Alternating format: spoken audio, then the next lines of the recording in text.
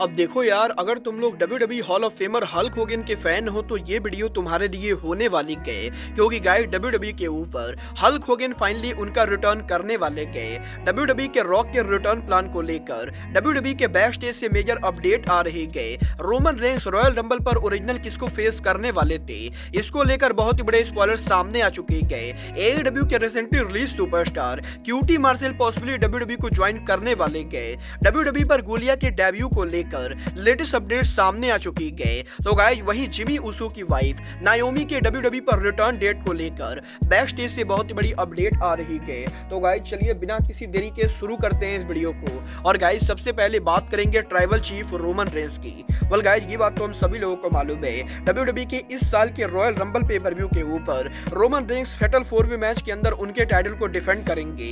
और royal rumble पे पर व्यू के ऊपर हमें यहाँ पर Roman Reigns versus AJ Styles versus Randy Orton versus LA Knight के बीच में फेटल 4-वे for the undisputed universal championship देखने को मिलेगा।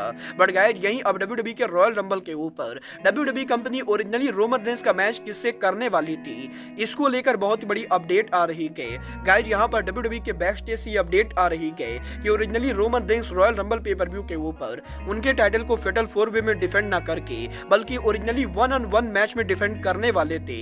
और रोमन रेंस के राइवल 1-on-1 मैच के अंदर और कोई नहीं बल्कि रेंडी ऑटम होने वाले थे। बट गाइस, यहाँ पर WWE ने लास्ट मिनट के ऊपर रेंडी ऑटम और रोमन रेंस के मैच को पोस्टपोन कर दिया है, क्योंकि गाइस, यहाँ पर रेंडी ऑटम के WWE पर रिटर्न होने के बाद ये यहाँ पर रेंडी ऑटम का पहला बड़ा पे पर व्यू मैच होने वाला है। और गाइस, WWE यहाँ पर ये बिल्कुल भी नहीं चाहती गए कि रोमन रेंस रेंडी ऑटम को नीट एंड क्लियर बीट करे।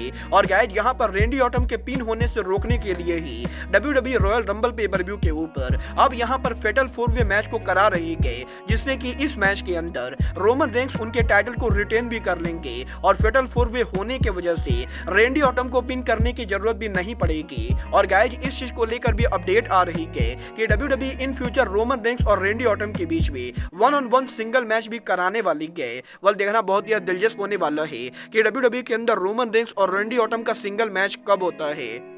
बट गाइस, चलिए फिलहाल आगे बढ़ते हैं और बात करते हैं WWE में रॉक के रिटर्न के ओरिजिनल प्लान की। वेल गाइस, ये बात तो हम सभी लोगों को मालूम है, पिछले 6 महीनों के अंदर रॉक यहाँ पर WWE के अंदर 2 बार रिटर्न कर चुके गए। और गाइस, WWE के स्मैकडाउन पर लास्ट ईयर अपीयर होने के बाद और इस साल WWE के साल के पहले रॉ पर अपीयर होने के बाद अब काफी सारे लोगों के मन में ये सवाल है कि जब यहाँ पर रॉक WWE पर रिटर्न करने वाले होते गए तो गाइस, WWE कंपनी रॉक को पहले से अनाउंस क्यों नहीं करती गए, क्योंकि अगर यहाँ पर WWE पहले से ये अनाउंस कर देगी कि रॉक यहाँ पर रॉ पर अपीयर होने वाले गए तो गाइस, डेफिनेटली यहाँ पर रॉ और स्मैकडाउन की टिकट सेल के साथ साथ WWE के शो की व्यूअरशिप भी बढ़ने वाली गए। बट गाइस, अब यहाँ पर इस चीज को लेकर अपडेट आ रही गए कि WWE रॉक के नेम को पहले से अनाउंस इसलिए नहीं करती गए क्योंकि रॉक यहाँ पर WWE कंपनी को ये नहीं बताना चाहते गए कि रॉक यहाँ पर कब रिटर्न करेंगे। और बेसिकली यहाँ पर रॉक वो मेन रीजन है जिसकी वजह से रॉक के नेम को पहले अनाउंस नहीं किया जाता है, क्योंकि गाइस, यहाँ पर रॉक पर्सनली ये चाहते गए कि जब वो अरीना के अंदर एंटर करे तो फैंस यहाँ पर रॉक को देखकर पूरी तरह से सरप्राइज हो। और गाइस, यहाँ पर फैंस सरप्राइज के अंदर जो रिएक्शन देंगे वो रिएक्शन फैंस यहाँ पर तब नहीं देंगे जब यहाँ पर रॉक के बारे में फैंस को पहले पता होगा। और गाइस, यहाँ पर रॉक बेसिकली सरप्राइज रखने के लिए उनके नेम को पहले अनाउंस नहीं होने देते गए। वेल गाइस, ये तो बात थी रॉक के WWE पर रिटर्न प्लान की। बट गाइस, जहां तक बात रही रिटर्न होने की तो गाइस, यही रॉक के WWE पर रिटर्न होने के बाद अब रेसलमेनिया के पहले WWE hall of famer Hulk Hogan उनका रिटर्न करने वाले गए। गाइस, WWE के बैक स्टेज से अपडेट आ रही गए कि WWE के रेसलमेनिया 40 से पहले हल्क होगन यहां पर रिटर्न होने वाले गए। और इस साल WWE के रेसलमेनिया पे पर व्यू से पहले WWE हल्क होगन को लेकर कोई बड़ा बिल्डअप देने वाली गए और पॉसिबली रेसलमेनिया 40 के ऊपर WWE हल्क होगन के करियर को ट्रिब्यूट देने वाली गए। और पॉसिबली बहुत ही जल्द मंडे नाइट रॉ के ऊपर आप लोग को हल्का मेनिया का रिटर्न देखने को मिलेगा।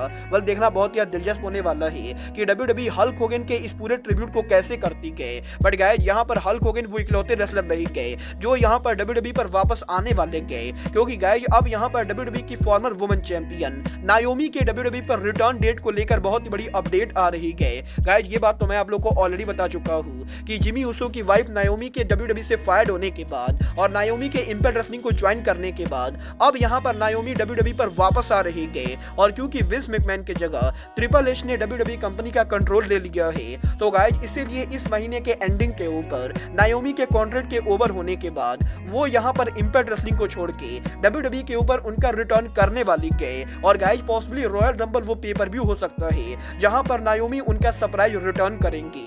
वल देखना बहुत ही दिलचस्प होने वाला है कि WWE के रॉयल रंबल पर नायोमी उनका रिटर्न करती गए या रॉयल रंबल के बाद नायोमी का रिटर्न होता है।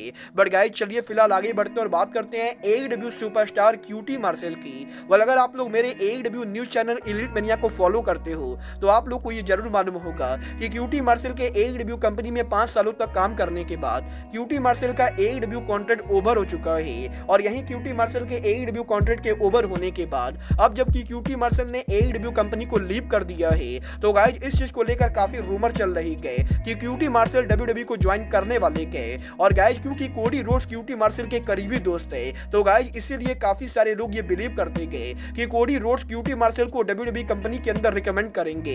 वेल गाइज सोशल मीडिया पर QT मार्शल के WWE के ज्वाइन करने के रूमर चलने के बाद अब QT मार्शल ने भी इस चीज को टीच कर दिया है कि वो यहाँ पर WWE के अंदर आने वाले गए। क्योंकि गाइज आज यहाँ पर QT मार्शल ने सोशल मीडिया के ऊपर AEW के currently money in the bank के विनर डेमियन प्रिस्ट के साथ उनके पिक्चर को पोस्ट किया है। और गाइज यहाँ पर QT मार्शल डेमियन प्रिस्ट के साथ उनके पिक्चर को पोस्ट करके ये लिखते गए कि QT मार्शल काफी लंबे टाइम के बाद डेमियन प्रिस्ट से मिले गए और वो यहाँ पर ये होप करते गए कि आगे भी QT मार्शल डेमियन प्रिस्ट से मिलते रहेंगे।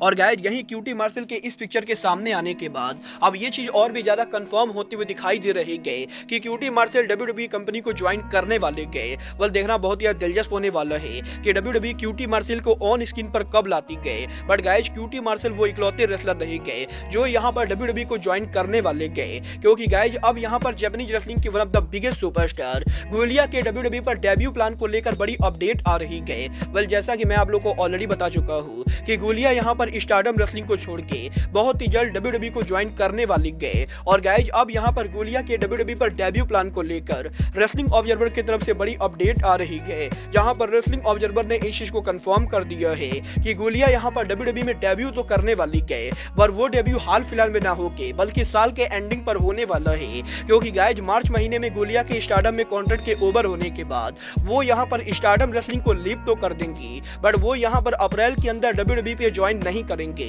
क्योंकि गाइज यहां पर गुलिया को इंग्लिश उतनी ज्यादा बढ़िया नहीं आती गए। और क्योंकि गुलिया एक इटालियन रेसलर है तो गाइज इसीलिए गुलिया को WWE कंपनी में आने से पहले बढ़िया इंग्लिश बोलना सीखनी पड़ेगी। और इसीलिए मार्च में गुलिया के स्टारडम को लीव करने के बाद वो यहाँ पर 4 से 5 महीने बढ़िया स्पीकिंग कोर्स करने वाली गए, जहाँ पर गुलिया के बढ़िया इंग्लिश स्पीकिंग कोर्स करने के बाद वो यहाँ पर सितंबर से अक्टूबर महीने के अंदर WWE कंपनी के ऊपर उनका डेब्यू करेंगी। वल देखना बहुत ही दिलचस्प होने वाला है कि गुलिया के जापानीज रेसलिंग को डोमिनेट करने के बाद आखिर गुलिया WWE में आकर क्या कमाल करती गए। बट गाइज अब आज के इस वीडियो में बस इतना ही, मैं मिलता हूँ आपसे अपने अगले वीडियो में। बट गाइज तब तक के लिए goodbye, good night and bang.